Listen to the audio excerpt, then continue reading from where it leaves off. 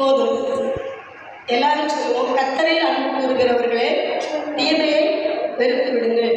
இப்போ நான் உங்களுக்கு நன்மை தீமை எதுன்னு தெரியுமான்னு கேட்டால் நீங்கள் தெரியும்னு சொல்லுவீங்க. உங்களுக்கு தெரியும் நன்மை எது தீமை எது அப்படின்னு சொல்லி. நான் போன வாரத்தில் ஒரு சகோதரியை சந்திக்க நேர்ந்தது. அப்போ அவங்க சொன்னாங்க, அவங்க இந்து, அவங்க குழந்தை இருக்குது சின்ன. அப்போ அவங்க சொன்னாங்க, கிறிஸ்தவங்க என்ன மந்திரம் பண்ணுறாங்க, என்ன பண்ணுறாங்க, இது செய்வனை, கிறிஸ்தவங்க செய்வனை வைக்கிறாங்க அப்படின்னு சொன்னாங்க. அவங்க யாரோ தெரிந்தவங்களுக்கு ஒரு செய்வனை வச்சாங்க. அப்போ நான் சொன்னேன், கிறிஸ்தவங்க செய்வனை வைக்கிறாங்கன்னு சொல்கிறீங்க, நான் என்ன சொல்கிறேன்னா அவங்க எல்லாம் கிறிஸ்தவங்களான்னு கேட்டாங்க. அப்போ நான் சொன்னேன், அவங்க எல்லாம் கிறிஸ்தவங்களான்னு எனக்கு தெரியாது, ஆனால் கிறிஸ்தவங்க என்ன பண்ண மாட்டாங்க, செய்வனை வைக்க மாட்டாங்க. அப்போ நீங்கள் பார்க்குற கிறிஸ்தவங்க யாரும் இல்லை, கிறிஸ்தவங்க இல்லை. இப்போ கிறிஸ்தவங்க செய்வனை வைக்க மாட்டாங்க, செய்வனை வைக்கிறவங்க கிறிஸ்தவங்க நீங்கள் சொல்லிக்கிறவங்க நாங்கள் பொறுப்பு கிடையாது அப்படின்னு சொன்னப்போ நான் என்ன சொல்கிறேன்னா, இப்போ நமக்கு எல்லாமே தெரியும், நன்மை எது தீமை எதுன்னு தெரியும். ஆனால் நம்ம தீமையை எடுத்துருக்கோமா? நம்ம பாடுறோம், ஜெபம் பண்ணுறோம், சர்ச்சுக்கு வரோம், பைபிள் வாசிக்கிறோம், டெய்லி சபையில் காரியங்கள் எல்லாம் நம்ம பண்ணுறோம். ஆனால் நம்ம தீமையை எடுத்துருக்கோமா? எனக்கு சேர்த்து தான் கேள்வி எப்போதுமே. இது இப்படின்னா இப்படி அதனால் கேள்வி எப்போதும் எனக்கு சேர்த்து தான்.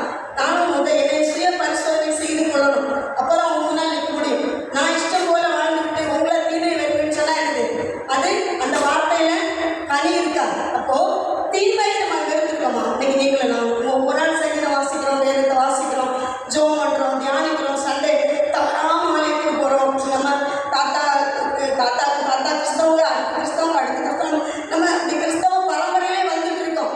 ஆனால் நம்ம தீமையை எடுத்துருக்குறோமா? இன்னைக்கு நீங்களும் நான் எப்போவுமே அப்படிதான். நம்மையே கேள்வி கேட்டுக்கொள்ளணும். விசுவாசம் எதனால வரும்?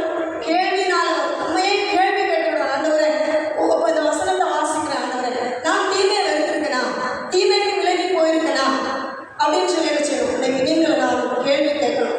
கேள்வி கேட்கும் பொழுது நமக்கு என்ன செய்யும்? அதை பதில் நமக்கு வரும். நமக்கு தெரியும் நம்ம தீமை செய்கிறோமா, மற்றவங்களுக்கு தீமையாக யோசிக்கிறோமா, தீமையாக சிந்திக்கிறோமா அப்படின்னு நமக்கு வரும். அப்போ தீமையோட கிறிஸ்துவை என்ன செய்ய முடியாது? ஆராதிக்க முடியாது. தீமையை மனசில் வச்சுட்டு தீமையை செஞ்சுக்கிட்டு நம்ம கர்த்தரை ஆராதிக்கவோ, துதிக்கவோ, ஜெபிக்கவோ, ஊழியம் பண்ணவோ நினைச்சாது முடியாது.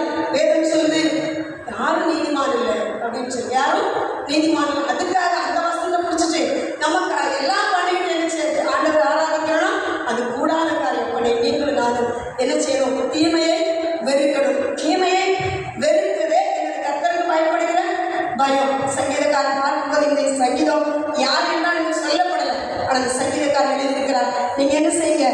தீமையை வெறுத்து விடுங்கள். அப்ப தீமையை வெறுத்தாதான் நம்ம இயேசுவை அன்பு செய்கிறோம் அப்படிங்கிற உண்மையான அர்த்தம். நம்ம தீமையை வெறுக்காம எப்போதுமே ஒரு டிஸ்ஆர்டர் தான் பைபிள்ல. இதா அதுவும் வேதமா மற்றதா, தீமையா நன்மையா, எப்பவுமே அப்படிதான். எதையாவது விடாம இயேசுவை பின்பற்ற முடியாது. எதையாவது விடாம, எதையாவது தியாகம் பண்ணாம, எதையாவது நம்ம கர்த்தருக்கா நம்ம விட வேண்டியதை விடாம, நம்ம உண்மையா ஒரு கர்த்தருக்கு ஆராதனை செய்யாது முடியாது. பாருங்க தேவனுடைய பிள்ளைகளை, நீங்களும் நானும் தீமையை வெறுத்து கர்த்தரில் அன்பு கூற வேண்டும் என்று நான் சொல்லி